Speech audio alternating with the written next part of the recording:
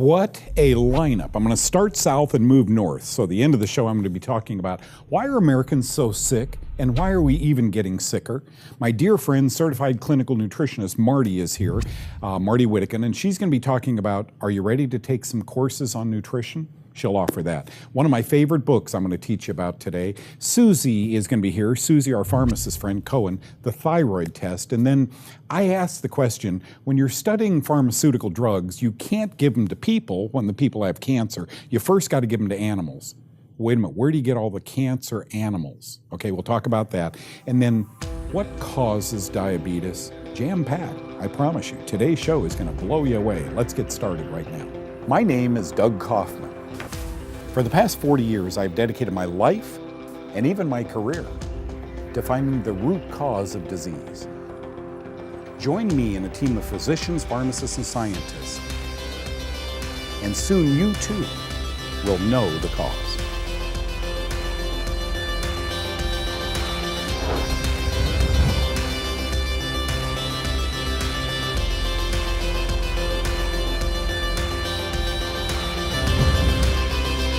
Okay, two new words in Know the Cause viewers' vocabulary, right? Chronic mycotoxicosis. Big name, I'm sorry, but you'll understand by the time the next 4 or 5 minutes is over exactly what those two words mean. Actually, Dr. Dave Holland and I, 15 years ago, published that we thought multiple sclerosis was a chronic mycotoxicosis. What do fungi make that are poisonous? Right. Mycotoxins. So a chronic mycotoxicosis is a mycotoxin poisoning that goes on and on and on, okay?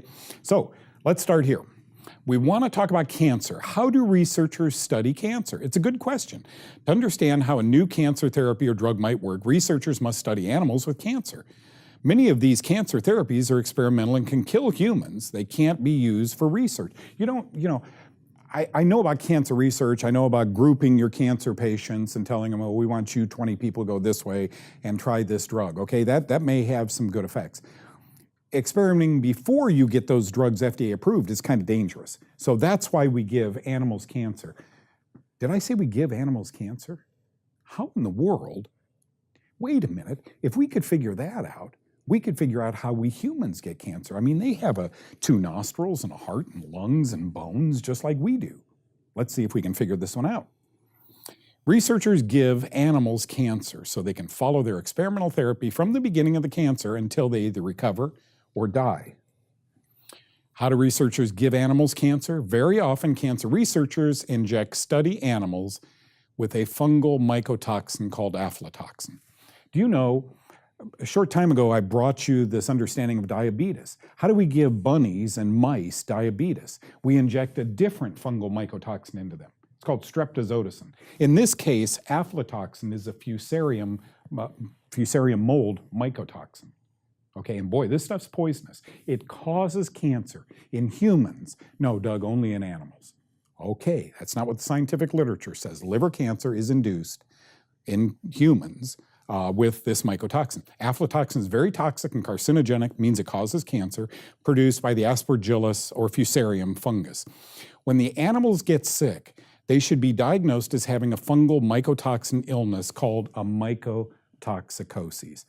Let's take it a step further. A mycotoxicosis is acute, maybe for a few days, but then the lump starts growing. Right? The blood sugar goes way up. The pain is so unbearable you can't get out of bed in the morning, right? The MS has you wheelchair bound. These are chronic mycotoxicoses, I believe. And folks, it bears repeating. I'm not a doctor. I'm trying to teach you what I've learned through the years. Your doctor doesn't know anything about this. He's going to poo-poo giving you an antifungal. I think when I'm off this planet, when I go due north, I think doctors are all going to start saying, okay, he was on to something exciting, right? The good men do live after them, and that might be the case here. Okay, so they all get a chronic mycotoxicosis, but something strange happens after we inject this aflatoxin into them. Soon the injected animals take on all of the characteristics of cancer. But is it really cancer? Yes, say the researchers. No, says Doug Kaufmann. These animals weren't injected with cancer. They were injected with a fungal mycotoxin known to cause cancer. This caused their DNA to mutate and mimic cancer. we've got to start thinking, folks. We've got to start thinking.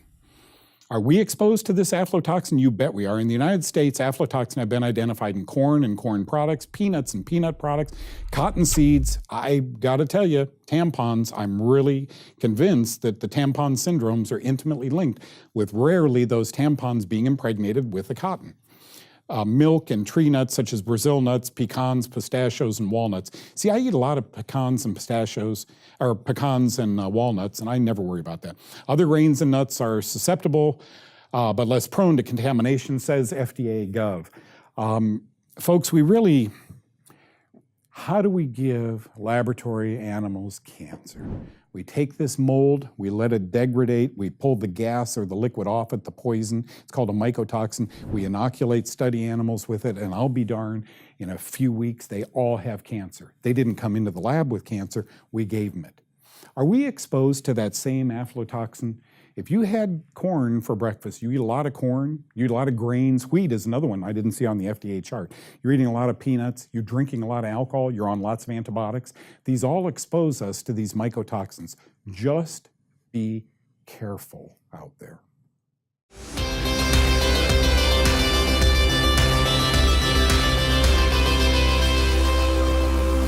Folks, why would a book published in 2003, Dr. Dave Holland and I wrote that, The Fungus Linked to Diabetes, why would that book be one of our best-selling books today? We didn't expect it in 2003, we don't expect it in 2015, 2016, but we may expect by the year 2030, your doctors are gonna know what's published in this book. I think there's an intimacy that exists between fungus and a disease we call diabetes, right? A disease of the pancreas. So what I'm going to do is offer you a cliff note. The next 9 or 10 minutes, I'm going to cliff note this book so that those of you who don't have to buy it or don't want to buy it or can't afford to buy it can get all this information on diabetes. We're going to take an interesting journey in the next 10 minutes. It's going to go a little quickly, but those of you with diabetes or have a loved one with type 1 or type 2 diabetes, this is must-know stuff, okay? Let's start by defining it.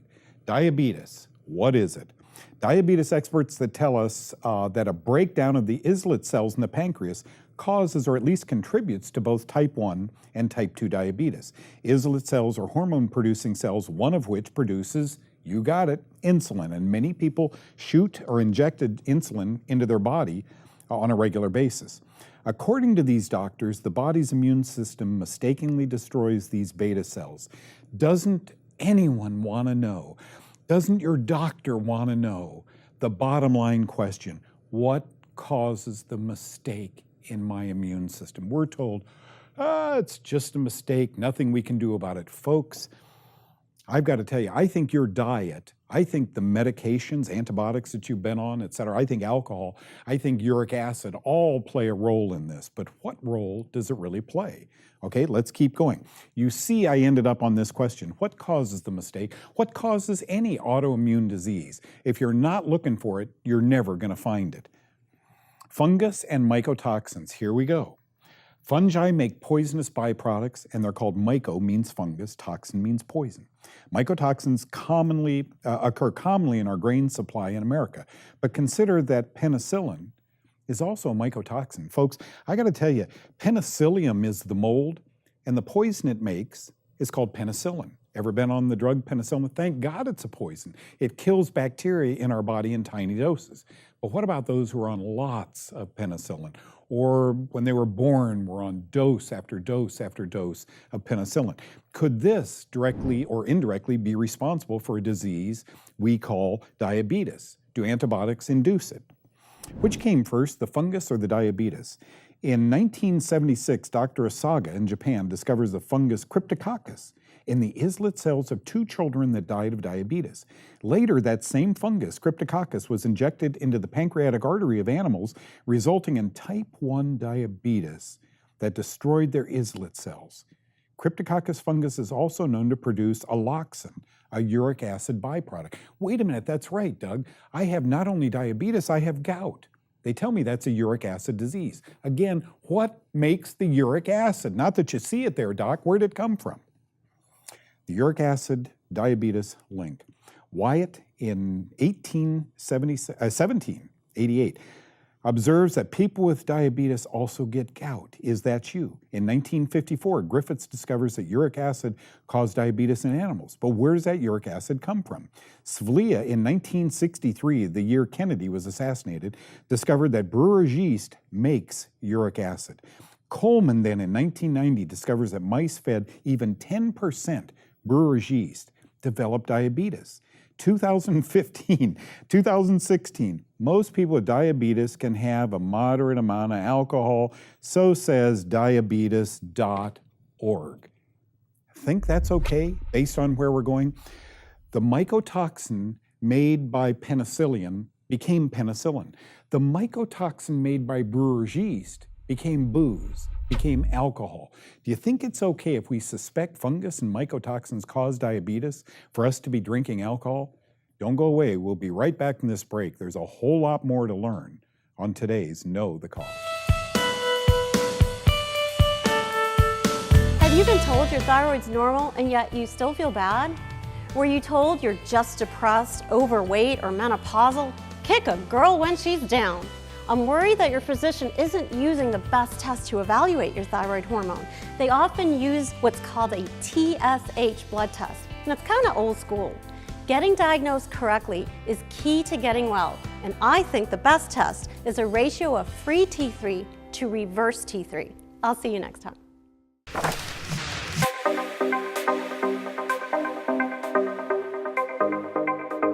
We had probably been seeing his patients for 2 years before a young physician by the name of David Holland came up to me and said, I have a gift for you.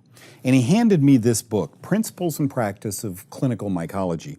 This wouldn't mean anything to anybody else but David Holland. You see, Dave and I discovered back, in the 1980s that clinically, fungus is a huge problem in people's lives. Wait a minute, Dave was also a microbiologist. He learned that much about bacteriology, that much about virology, that much about fungus. And he thought it was unfortunate because he had seen some of these people we were working with together. He, the clinician, me, the nutritionist. And we were seeing when we put these people on antifungals like vitamin C and vitamin B and foods that would starve fungus, that they'd get better.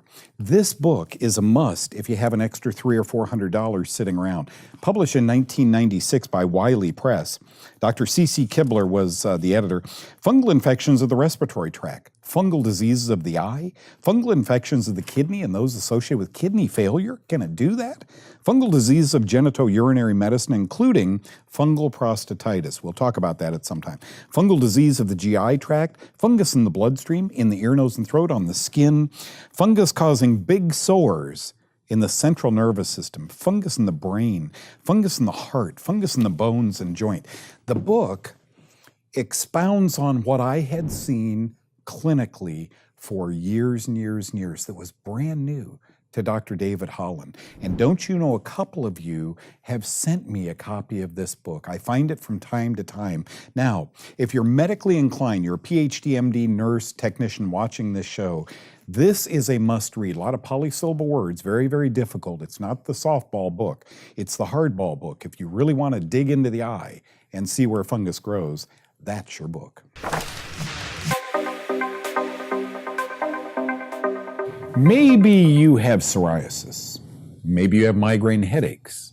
Maybe there's bloating, weight gain. Maybe you got toenail fungus or chronic vaginal yeast infections. Welcome Martie Whittekin, a dear friend of mine. She is a certified clinical nutritionist. Many of you know Martie from the books Natural Alternatives to Nexium, Maalox, Tagamet, and Prilosec, a bestseller. This was amazing. Or The Probiotic Cure, a couple of books she's written. She's onto something new here, and I love this. She has kind of formed a university, and she's got 30 courses in the can. Hey, that would be perfect for this, wouldn't it? In the can. And she wants to talk to you about gut issues. Those gut issues, course 1 is yeast, fungus complaints, leaky gut. Digestive complaints is the second course, detoxification and probiotics. The list is just endless. Congratulations on this. This is it, by the way. Isn't that great? A series of discs that you can study this, and I'm sure you'll go way beyond discs to MP3s or whatever. You know, you'll just keep growing this thing. What was the impetus behind this? I remember this a decade ago, and now this. You're going to beat that drum for a while. Well, I think so, because apparently, judging from the sales statistics for Nexium and the like, and the TV commercials that imply that it's okay to take these for all the time because you never know when you're going to have heartburn, folks have not gotten the message that these are really, there's a reason we have stomach acid. We shouldn't block it. And there's so little understanding in the public. They don't teach it in school. Where are people supposed to learn? They don't learn it at the medical office in a 6-minute visit. You're not going to be taught about how your digestion works. And the root of all complaints, virtually all complaints, either start or at least worsen by a digestive system that is imbalanced. I mean, you may not even know that you have a problem. You may not realize that your bowel habits are not optimum. The doctor may say that's normal. Probably not. Might not know that you're toxic. You might not know that you have leaky gut. You might not know that you have a fungus or an imbalance of good guy bacteria to bad guy bacteria. All you know is that you've got a rash here and you're taking a cortisone cream for that, and you've got a pain here and you've got a pill for that. I want to cut through all that and get to the root causes and help in language, help people understand. I know a lot of people who bought my books, got it autographed and put it on the nightstand and never opened it. I want to make it easy. You know what, Martie, when Martie's referring to psoriasis, rashes, folks, Hippocrates, the father of medicine, said thousands of years ago that diseases initiate in the gut. He also said, let food be your medicine. We're not eating that kind of food today, and medicine will become your food. Boy, did we split that. Got it upside down. That's exactly, Martie, I listen to Martie on Saturday morning. She has one of the, if not the most popular show airing on weekends here in the Dallas area. It's called Healthy by Nature. So HBN, Healthy by Nature Show University.com is where you can get this. You would normally pay $150 or something to go see a certified clinical nutritionist and go over your diet for a half hour or 45 minutes. This whole course is less than $100. 30 subjects over 7 hours. Do you ever feel lost? You walk into a health food store, a regular store. Are you lost in there? Do you or your kids or your mom and dad have tummy problems, bloating, belching gas? You got to fix the tummy, and then you'll fix everything around that. Isn't that? It's kind of a general statement, but it tends to be true. And what's the downside of improving your digestion? Yeah. You know, there really isn't any. Right. And I always find that when you do something natural like that, people are watching for side effects, but what they get are fringe benefits. They're working on one thing, 6 other things clear up. I heard someone call your show one day and said they went on your program, which is probiotics, detox, and so forth, as you'll learn in this digestive health educational series. And they went on it because of stomach problems. They lost 2 dress sizes, their headaches went away, and we hear this all the time, folks. You're going to a doctor for your bones. He doesn't know about your weight problem. You're going to a doctor for your migraines. He doesn't know that you also have toenail fungus. But when you get on the right program, everything seems to jive. How do they get this? They can go to, they can call the toll-free number, or they can go to hbnshowuniversity.com. They can watch a little video about it. They can buy it online. Along with the discs, you don't have to get the disc, but you can, or you can just get online access for as long as you want. Watch it as many times as you like. 888-490-1116. 888-490-1116. Martie Whittekin, my go-to gal. Thank you for coming in. Thank you very much, Doug. You bet. You know, I speak to a lot of doctors nowadays. I'm traveling constantly, it seems, and giving a lecture. And I used to lecture to the lay public, and lots of people attended. And now more and more medical associations are inviting me to speak. It's quite an honor. And what I can do is take polysyllable words, deoxynivalenol, and make that interesting to the public. But doctors want to hear deoxynivalenol, so you kind of have to speak 2 languages when you do this. Here's today's message. Americans are sick and getting sicker, and I ask the question, why? It's got to be something all these 180 IQ researchers don't have a clue of. Trust me, it is. This is a slide that, as I put it up, it's 2 slides at these medical meetings. I wish you were there. I wish you could be standing next to me on the podium and watch, because the physicians' mouths just, we had no idea. They didn't learn this in medical school, but you watch Know the Cause. You watch our live program on Facebook Live a couple times a week. You know this stuff, so let's get started. Mycotoxins, these are poisons made by fungus. And I'm going to leave the first big word away because you're a lay audience, and I'll tell you about what it does. Number one, these fungi can change genetic material.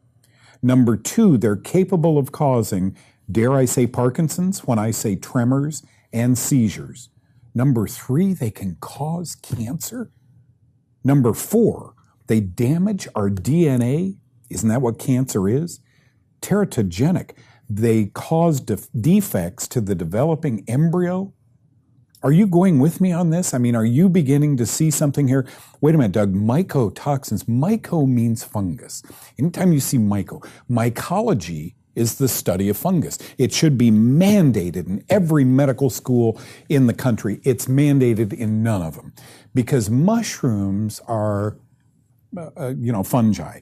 And so when you have a mycologist earn a PhD degree, he learns a lot about fungi. I wish they could practice medicine, because then once mycologists go in and examine a patient, they would say that cancer in his neck looks exactly like little tiny sprouts of mushrooms. Duh. Okay, so they can be teratogenic, defects caused to the developing embryo. Think about that. They're poisonous to our nerves. And that one of them, folks, by the way, two of them that you know about that are poisonous to our nerves, one of them is called alcohol, and the other one's called penicillin. They're neurotoxic mycotoxins. Alcohol and penicillin. Any of us ever had that? Next, they're poisonous to our kidneys. Let me go to the next slide. They're poisonous to our liver. They're poisonous to our bloodstream, like poisonous snake bites. They're poisonous to our heart and blood vessels. They're poisonous to our lymphatic system. They poison our skin, and most of them cause us to have an impeded immunity. You've heard the word, you're immunocompromised. Well, if you're going through chemotherapy, if you've had AIDS, you become immunocompromised. But from the disease itself or from the fungi that may initiate the disease?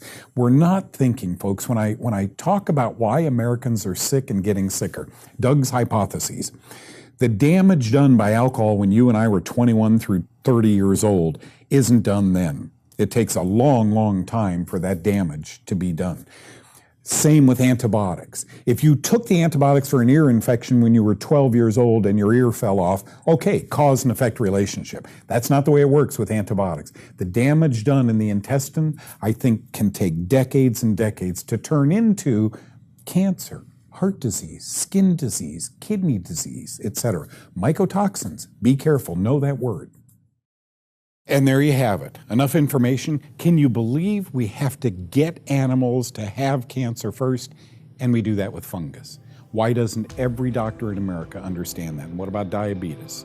All the major illnesses may have, not do have, may have a fungal basis, and doctors need to begin studying that and offering you differential diagnosis.